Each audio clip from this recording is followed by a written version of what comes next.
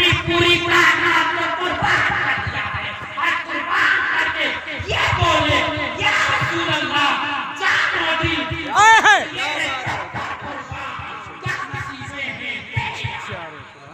نعرہ تکبیر، نعرہ تکبیر، نعرہ رسالت، مسلک اعلی حضرت، مسلک اعلی حضرت، عظمت صحابہ، عظمت اہل بیت، نعرہ تکبیر، نعرہ رسالت۔ آج انشاءاللہ تعالی یہاں پہ آپ حضرات کو اسی وجہ سے میں کتابیں لے کر بیٹھا ہوں، اور یہ آج کی کتابیں نہیں ہیں، 1000 سال، 800 سال، 900 سال، 500 سال پرانی کتابیں۔ یہ میرے ہاتھ میں جو کتاب ہے اس کا نام ہے بحر الکلام۔ کیا نام ہے؟ بحر الکلام۔ بحر الکلام یہ علم عقیدہ کی کتاب ہے، اس میں ہمارے عقیدے لکھے ہوئے ہیں، اور یہ بھی بیان کیا گیا ہے کہ باطل فرقوں کا کیا عقیدہ ہے، اور ان باطل فرقوں کا رد بھی کیا گیا ہے۔ یہ کتاب آج کی نہیں ہے، اس کے رائٹر، اس کے مصنف کا نام ہے شیخ اور امام محمود میمون بن محمد النصفی، اور ان کا انتقال 508 ہجری میں ہوا۔ کب ہوا؟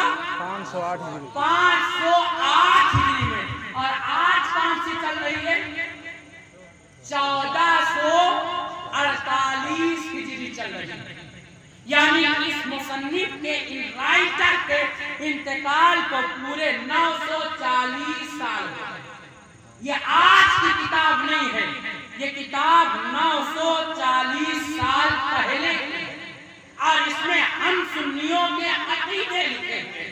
اس میں ایک بحث ہے المبحث الثانی بیان افضل الصحابہ رضی اللہ تعالی عنہم۔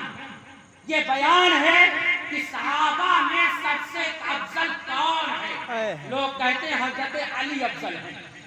ہم آج کے عالموں کی کتاب سے بات نہیں کریں گے، 1000 سال پہلے چلتے ہیں، مصطفیٰ کے زمانے کے قریب تمام مسلمانوں کا جو عقیدہ تھا، اللہ کا شکر ہے وہی عقیدہ آج ہم اہل سنت و جماعت کا ہے، اور مسلک اعلیٰ حضرت کے ماننے والے۔ بے شک بے شک، سبحان اللہ۔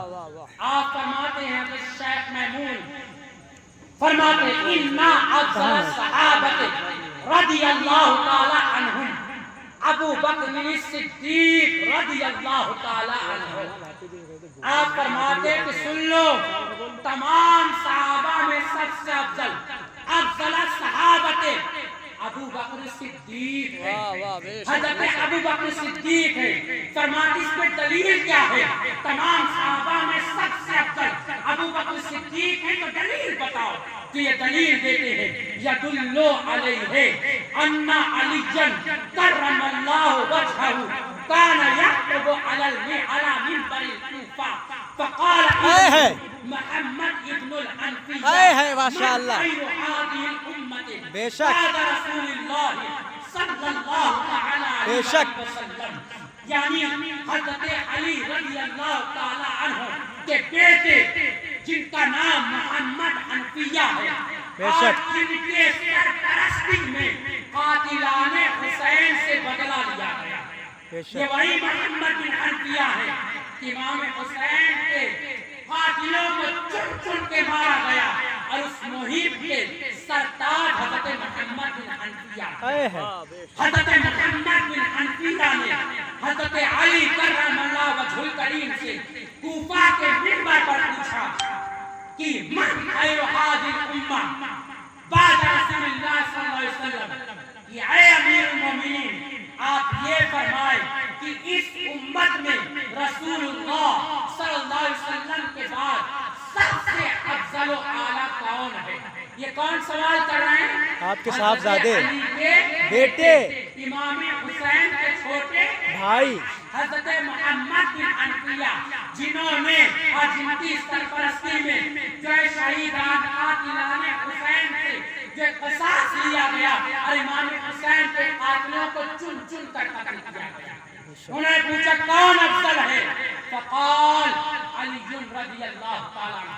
تو حضرت علی نے فرمایا ابو بکرین. بے شک کہہ دیجیے سبحان اللہ. سبحان اللہ. ہمارا جو عقیدہ ہے وہ آج کا نہیں ہے میاں کہ 10 سال 12 سال 20 سال 50 سال 60 سال تک ہمارا عقیدہ وہی ہے جو حضرت علی کا عقیدہ تھا. بے شک بے تو شک حضرت علی کا عقیدہ. علی کا عقیدہ فرمایا حضرت ابو بکر افضل ہے. قال ثم من. انہوں نے پوچھا یا والد محترم پھر کون افضل ہے ابو بکر کے بعد؟ قال عمر. انہوں نے فرمایا عمر. پھر پوچھا ثم من. پھر کہا کون افضل ہے؟ قال عثمان. پھر انہوں نے فرمایا عثمان. یہ ہمارا عقیدہ. اور صرف یہی کتاب نہیں, اس کے بعد یہ دوسری کتاب ہے جس کا نام ہے, یہ بھی علم عقیدہ کی کتاب ہے جس کا نام ہے کتاب المسامرہ فی شرح المسائرہ. یہ کتاب المسامرہ وہ علامہ ابن حمان کی لکھی ہوئی ہے اور یہ بھی 800 سال کے پہلے کے گزرے ہیں. اور اس کے بعد جو ان کی شرح ہے وہ حضرت علامہ قاسم قطلوبگا کی ہے. یہ 500 سال پہلے بھی گزرے ہیں. انہوں نے بھی اپنی اس کتاب میں جہاں اہل سنت و جماعت کا عقیدہ بیان کیا وہیں پر انہوں نے یہ بیان کیا ہے الفصل الثامن فضل الصحابۃ الاربعہ. چاروں خلفاء کی فضیلت کا بیان. تو انہوں نے فرمایا علی حسب ترتیبہم فی الخلافت کہ جو چاروں خلیفہ جو افضل ہیں یہ اسی ترتیب پر ہیں جس ترتیب پر ان کی خلافت چلی ہے. یعنی سب سے پہلے ابو بکر کی خلافت ہے تو حضرت ابو بکر افضل ہے. پھر عمر خلیفہ ہوئے تو عمر افضل ہے. پھر عثمان خلیفہ ہوئے تو حضرت عثمان افضل ہے. یہ میرے ہاتھ میں تیسری کتاب ہے سبع سنابل شریف. یہ 500 سال پہلے کی کتاب ہے, زبان فارسی میں تھی, اس کا اردو ترجمہ کیا گیا. اس میں بھی یہی لکھا ہوا ہے کہ سب سے افضل و اعلیٰ حضرت ابو بکر صدیق ہے, پھر عمر فاروق ہے, پھر عثمان غنی, پھر مولانا. لیکن اللہ برا کرے کچھ لوگ ہیں جو جاہل پیروں کے چکر میں آ گئے یا جو ہے جاہل مولویوں کے اور ایسے حافظوں کے چکر میں آ کر املا لکھنا نہیں جو صحیح سے اپنا نام صحیح ہے, جنہیں نماز کے شرائط معلوم صحیح ہے, جو ڈرموندے ہیں اور جن کو کچھ جاتا نہیں ہے, ان کے کہنے پر صحابہ کی شان میں گستاخی, ان کے کہنے پر حضرت امیر معاویہ کی شان میں گستاخیاں کرتے ہیں.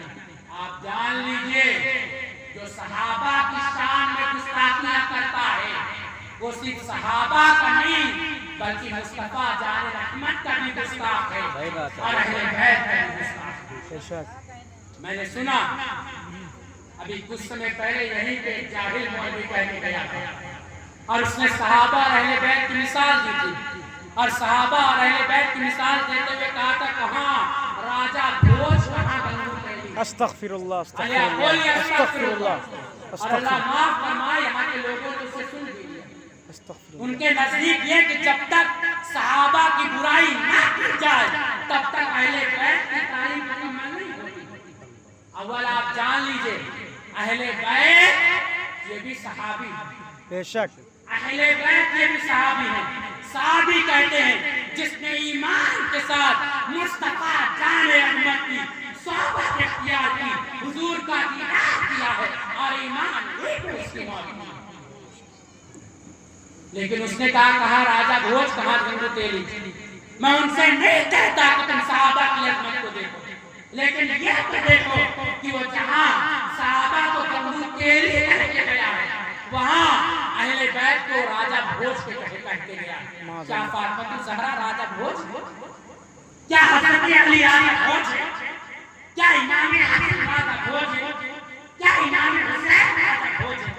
وہ کافر مرتد ملعون راجہ بھوج اور یہ اللہ کے نبی کے گھر والے یہ ہدایت کے نور. لیکن ظالموں نے جب صحابہ کی عظمت کو تار کیا تو ان سے اہل بیت کی عظمت بھی کیا پونڈ ہے. صحیح ہے حضرت, بہت اچھا. میرا جو ٹاپک ہے وہ حضرت امیر معاویہ رضی اللہ عنہ کی فضیلت ہے.